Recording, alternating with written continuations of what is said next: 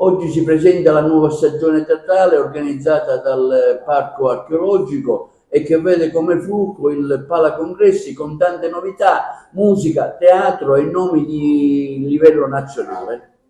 Devo dire, l'anno scorso abbiamo cominciato a rodare l'attività culturale al Palacongressi, che poi si è protratta per tutta la stagione, non solo con teatro, con solo un musical, ma musica jazz e cinema. E quest'anno invece, nei tempi utili, stiamo presentando oggi un cartellone che vede degli attori e attrici di primo piano con temi importanti e che prevede anche la realizzazione dei musical e che prevede il ritorno dell'attività di venerdì nella Valle musica jazz, proprio nella sala quella più piccola al Palacongressi, un'attività che ci consente di mettere in moto il Palacongressi, che sarà uno dei centri culturali che gestirà questo parco. Abbiamo già per esempio approvato i lavori di trasferimento della biblioteca Luigi Pirandello al Palacongressi. Il Palacongressi vive, sarà un contenitore culturale che ravviverà anche quella parte di Agrigento, Villaggio Mosè, che necessita di luoghi di cultura attrattivi. Direttore, si sente il peso di Agrigento, capitale della cultura 2025? Il peso certamente è una iniziativa importante e che non ci deve cogliere impreparati, ma da questo punto di vista noi stiamo lavorando. Oggi saranno con noi il sindaco, il presidente della Fondazione Pirandello, Luigi Pirandello, del Teatro Luigi Pirandello, perché noi alcune attività le faremo di concerto, le faremo insieme, perché vogliamo offrire a tutti i frequentatori dei nostri teatri, vogliamo offrire un programma variegato e se ci sono più sale, più luoghi dove queste attività possono iniziare, offriremo soprattutto maggiore possibilità di ricerca e di valorizzazione. Oggi si presenta la nuova stagione teatrale sponsorizzata dall'Arco della Valle dei Templi, dal Parco Archeologico.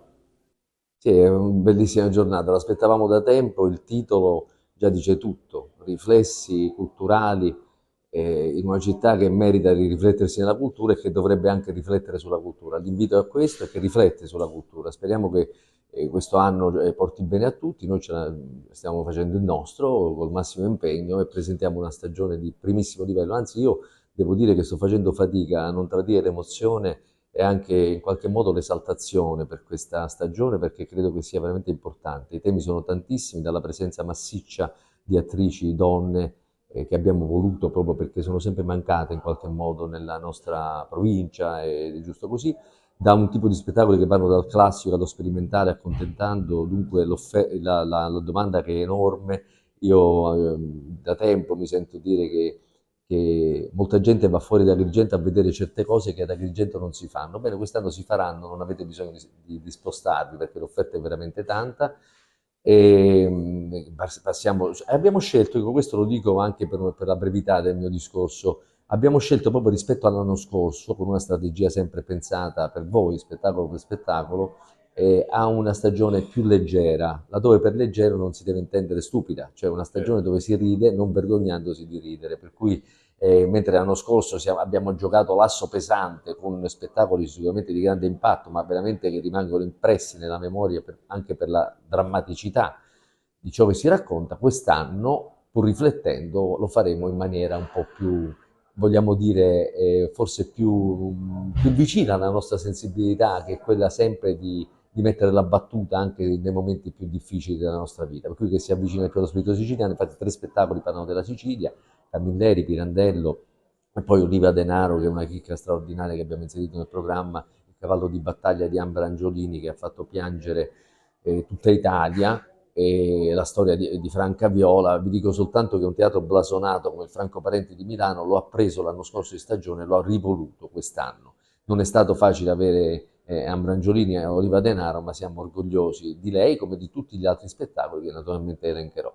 C'è anche del jazz, la rassegna jazz. Non può mancare, quando il direttore del parco è Roberto Sciarratta, non può mancare la musica. Io infatti abbiamo sempre un po' diviso tra prosa, musica e poi cinema, come sapete.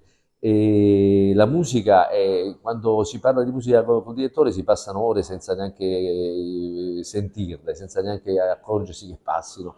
Per cui lui ha scelto, come l'anno scorso, io ricordo una cosa impressionante, perché era talmente pieno di persone, talmente contente, entusiasta le persone di venire a vedere questa rassegna jazz, che credo che quest'anno sarà difficile superarla, semmai. Ecco, per cui aspettatevi grandi cose. Oggi si presenta la nuova stagione teatrale organizzata dall'Ente Parco alla Congressi, un evento sicuramente importante che coincide con il 2025, Capitale della Cultura, che vede tanti nomi di caratura nazionale essere presenti qui nella nostra città. Sì, come ho detto l'altra volta al foyer del Teatro Pirandello, quando abbiamo presentato il nostro cartellone, ho anticipato che quest'anno c'è la sinergia assoluta tra Comune, Fondazione Teatro Pirandello e Parco Archeologico Valle dei Templi. Una comunione di intenti, un cartellone condiviso, grandi nomi, grandi spettacoli. Finalmente il mio sogno di unire gli enti della città, gli enti preposti a qualsiasi attività culturale a 360 gradi si sta avverando. Il 2025 è a pochi mesi. Questo è uno degli eventi fondamentali che caratterizzerà il nostro carattere di inclusività.